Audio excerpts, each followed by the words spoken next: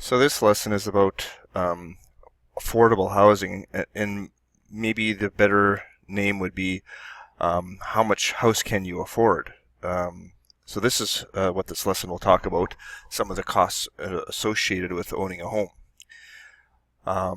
So the first thing is the gross debt service ratio. This tells banks or credit unions if you can afford a house or qualify for loans or credit cards. Now, most of the time, if you're going to want to buy a house, you probably don't do this math. You're going to go to a bank and say, look, I want to buy a house. How much of a mortgage can I get? Okay, well, this is kind of the formula they use. Generally speaking, the housing expenses should not be more than 32% of your gross income. Now that may seem like a strange number, but that's a generalization. They're saying that whatever money you make, you should only be using about 30% or 32% of it to buy a house and pay for housing costs. That allows money for cars, for food, for clothing, and other things like that. Okay, now some people decide they want to spend more money on their house and less on other things, and some people want to spend less on their house and more on other things. This is just a generalization. Okay, and how do you calculate the gross debt service ratio? There is a formula. Okay, it's the mortgage payment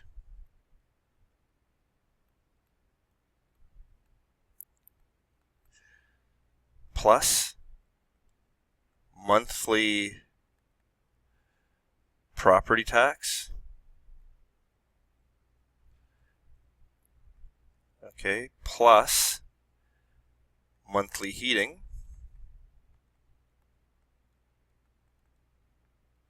and we divide that all by your gross monthly income,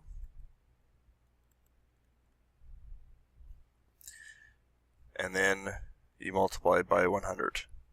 Okay, and if that number is less than 32, you're okay. You can afford it, or the bank considers you to be able to afford it. Okay, so we'll talk about how to calculate that. We'll give some examples, but how do I reduce my gross debt service ratio? In other words, let's say I wanted to afford a house that, according to this math, it doesn't work. What can I do? Okay, there's a few things that you might be able to do. Maybe it's possible to get a lower interest rate. So you can negotiate with a bank and say, can I get a lower interest rate so my mortgage payment would be lower? Okay, I want to lower my mortgage payment. Maybe that would be one way to do it. Okay, maybe rather than pay for a house over 25 years, I could have it amortized over 30 years. So I can lengthen my amortization period. And what this would do is it would give you a lower monthly payment again. So that's, again, lower the mortgage payment. Okay, maybe you can save more money. Maybe you can make a larger down payment. Okay, if you can pay more, then your monthly payment will be lower. Okay, maybe you can make more money. So if your income is greater, then the gross debt service ratio will go down. Okay, and maybe you can decrease heating costs, stuff like that. Okay, many purchasers will get a pre-approval. So this is my advice to you as well. When you get to the point where you want to buy a house, get pre-approved. This way you know what house you can afford. You won't be looking at a house that you find out that you can't even afford. Get pre-approved for a mortgage at the bank. Go into the bank and say, look, I need to know how much you will lend me. How much of a mortgage will you give me? All right. Why would you do that? Well, then you know what your budget is. You know what you can spend ahead of time. Okay? But even more important, and I'm going to put this and say, purchase more quickly. Right now this changes, but right now, if you go buy a house, there are usually 4 or 5 or 10 people that want to buy that same house, and you have what's called a bidding war. Okay, and so people start to say, hey, I'll give you a little bit more money. Well, one of the things you can do on your offer when you buy a house is you can say, I'm not going to put the condition of financing on. I am pre-approved. I already have approval from the bank to give this money. And by removing that condition, a lot of people will accept your offer over somebody else's. Okay? So I'm going to put in brackets here. You don't need to put the condition on your offer to purchase.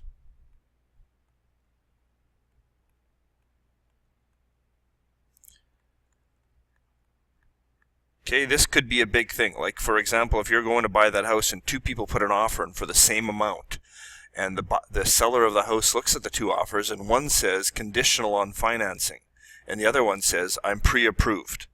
They're going to accept pre-approved because conditional on financing means they might not get the financing. They might not be accepted for that offer. So this is a big one. So again, I'm advising you, when you go buy your house, get pre-approval. Okay?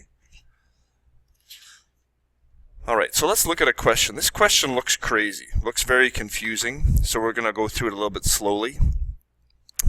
It says you want to buy a house. So let's say you're, and these numbers are outdated. There's no way you're going to find a house for $93,000. More likely, that's going to be $300,000. But we're just using this for purposes of doing this question. Don't stress about the fact that this is ridiculous, that you can never buy a house for that price. Okay, so you want to buy a house for $93,000. You have a down payment of $8,000, which is probably also not legit because you need at least 10% down. You would need at least $9,300 to buy a house. Again, we're just using these numbers to do the question. The bank offers 8.5% for 25 years. Your gross income is $3,000 per month, with property taxes at $125 and heating costs at $150. How would you know these things? Well, if you were buying a house, you would ask, what are the property taxes? What are the heating costs? You need to know these things ahead of time before you buy. Okay? Calculate the maximum affordable price, the actual monthly payment, and the gross debt service ratio. And then tell me, will the bank give you the mortgage? Okay, so let's fill this out. Gross monthly income, that's $3,000.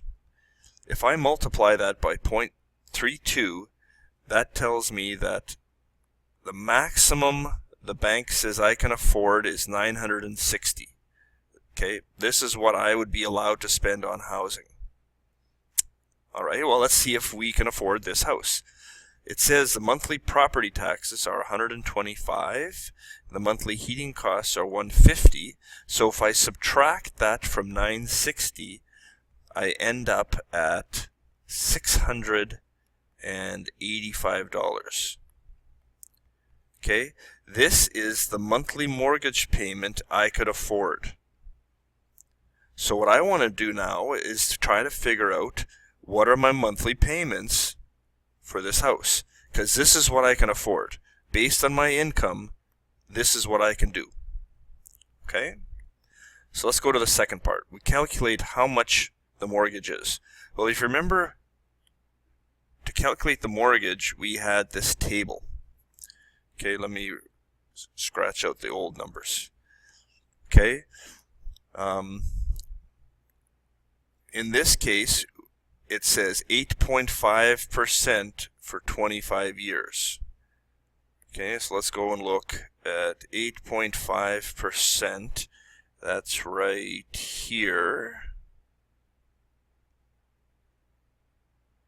And it says for 25 years. So the number is 7.95 for every $1,000. Okay, so let's put that in here. If I go 7.95 divided by 1,000, I get 0.00795. Okay, that's the mortgage amount, the estimated interest rate factor. Okay, maximum amount of mortgage you could afford. Well, what do I do with that? What does that mean? Well, this chart kind of tells you what you need to do. All right, if you look here, this is a division sign. So what you're supposed to do to fill this in is go 685 divided by 0.00795. And it tells you the maximum mortgage you could afford, which is $86,163.52. Okay, now if I add what I'm putting down for the down payment, which is $8,000, this tells me the maximum price I could afford is $94,163.52. This is looking good because I can afford more than the mortgages. Okay, so we'll stop there for a second. That's your maximum affordable. That looks good. Now let's quickly calculate the actual mortgage payment. How do I do that? Well, what I'm going to do is you take the interest rate factor times the actual mortgage. So you go 0.00795 times, and what's our mortgage? It's not 93,000. It's 93,000 take away 8,000. Okay, and this is $675.75. Again, this is looking good because back here I said I could afford a $685 mortgage payment. Okay, so this looks like I could afford this house based on my calculations. Let's calculate the gross debt service ratio now. So this is 675, this is our mortgage payment, plus the heating costs and property taxes. Divide that by 3,000, which is my income, and multiply that by 100. And what do you get? 31.7%. We're less than 32%. So let's answer this. Yes, you can afford this house. Okay, you will be approved. You would be approved for the mortgage. Okay, because it is, well, let's not say it. Let's say GDSR is less than 32%. Okay, so that's one question like that. What I would like you to do now is stop the video and try this one. Fill it out yourself. Okay, so go ahead and do that.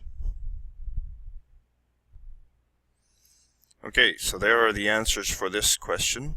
You can look at them here in the video. You can pause the video to check your answers, or you can go to the OneNote. Either way is fine. Let me know if you have questions about that, but we'll move on in this lesson. Okay, it says Mr. Glenn wants to buy a house with a mortgage payment of $627.50. His gross monthly earnings are $3,100. He estimates the monthly heating costs and property taxes. Calculate his gross debt service ratio. Okay, so monthly payments divided by income times 100. This is 31.85%. Okay, try another one. Again, calculate the gross debt service ratio. Okay, notice this one is much easier than the previous question because we don't have to calculate the monthly payment. They're giving you the monthly payment in each case. Okay, that's why it doesn't take us so long to solve this. So this one though is a little different in that it doesn't give you this monthly. It gives you in yearly or annually. So we're going to have to take both of those and divide them by 12. Okay, so this is going to be 210, and if I take 2200 and divide by 12, I get 183.33. So now I can calculate the gross debt service ratio. I go 650 plus 210 plus 183.33 divided by the monthly income multiplied by 100. And this is 28.2%. All right. Here's your next assignment. Go ahead and do that.